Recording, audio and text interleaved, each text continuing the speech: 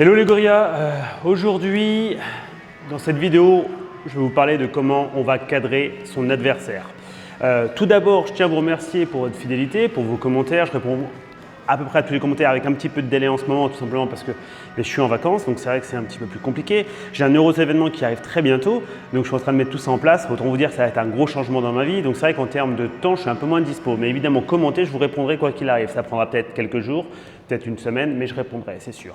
Si tu n'es pas abonné, n'oublie pas de t'abonner, c'est hyper important pour nous et en plus de ça, ça te permettra de suivre exactement ce qu'on fait, d'accord? À savoir que j'essaye de faire différentes vidéos afin de vous faire progresser et de vous montrer un petit peu ma vision de la boxe anglaise.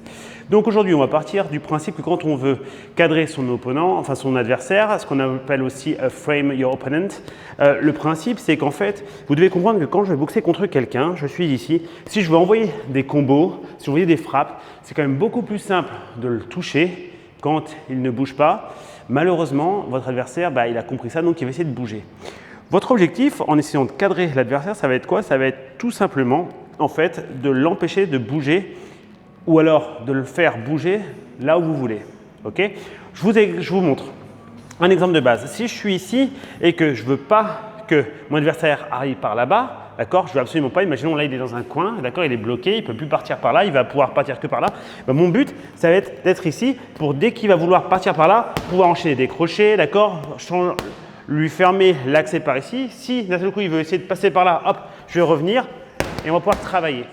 Donc vous devez comprendre en fait que c'est beaucoup de jeux de jambes qui vont vous permettre de bloquer en fait sa sortie, bloquer le fait qu'il ait envie de partir. Ok? Donc même chose, imaginons il veut venir ici, donc je suis ici, hop je bouge, il veut hop je me décale, bam, je peux frapper. Mais évidemment je peux aussi juste faire ça pour l'empêcher de sortir.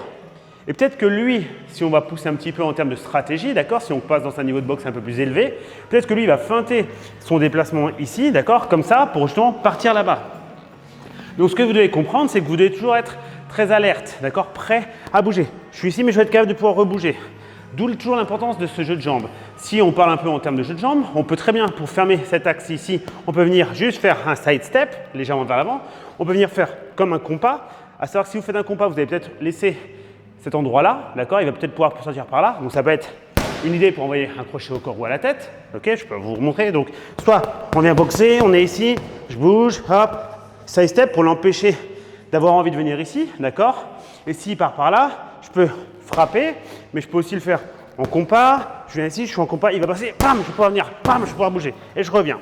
Votre objectif, c'est ça, c'est d'arriver toujours à cadrer votre adversaire. Quand je coach les plus jeunes, d'accord, les 6-12 ans, j'explique très souvent en fait que moi, quand je suis la personne qui veut empêcher l'adversaire de se barrer, de partir, je suis les rails et mon adversaire, c'est le train. Vous comprenez bien que le train, il est toujours guidé par les rails. Et c'est exactement ce que vous devez avoir comme idée. C'est-à-dire que si je veux l'empêcher d'aller par ici, je vais venir ici, je vais pouvoir envoyer des frappes, hop, je vais pouvoir me décaler et ainsi de suite. S'il va partir par là, hop, je reviens, d'accord, je peux reculer pour l'empêcher de venir trop mettre de pression. Si, à l'inverse, je veux l'emmener dans le coin, je peux bouger, essayer de toujours retravailler. Et voilà, c'est vraiment quelque chose que vous devez travailler et vous devez surtout avoir la capacité de pouvoir changer votre type de footwork, d'accord? Pour cadrer son opposant, enfin son adversaire, on va soit utiliser un gros footwork, soit utiliser des frappes qui vont à l'opposé de là où il va. C'est-à-dire que s'il va par ici, moi je vais frapper par là. Du coup, ça va lui plutôt donner envie d'aller par ici. Vous comprenez? C'est hyper important. À partir de là, une fois que vous avez compris ça, vous devez avoir cette capacité à pouvoir changer vos styles de footwork. Vous n'allez pas tout le temps faire. Je vais venir ici, je vais bouger juste en side step et je reviens. Bam, bam. C'est pas mal, mais c'est pas ouf. Votre but, c'est peut-être de commencer à mettre un jeu de jambes un peu différent pour être sûr que là, il va plus pouvoir passer. Et quand il va vouloir repartir de l'autre côté, hop, je peux revenir. D'accord? Je peux venir chercher au corps, je corps-tête, hop, je viens chercher, je bouge, hop, je frappe. Et je bouge. Hop, je vais venir, on travaille, je peux lui mettre un peu de pression, ressortir, je peux mettre point d'ancrage, feinte, hop, tout ça, ça va l'empêcher de pouvoir sortir. Comprenez bien, c'est que ce n'est pas du basket, hein. Je ne vais pas défendre à fond et l'empêcher de sortir. Au bout d'un moment, il va tenter quelque chose, soit par lui aussi lancer un combo, soit par lancer un contre et sortir, soit en essayant de s'accrocher. Il va vouloir s'accrocher, essayer de sortir. Ok?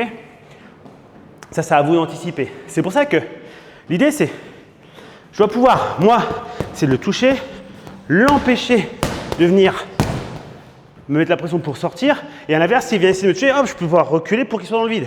Et je reviens, et je rebouge. Encore, bam, je bouge. Voilà.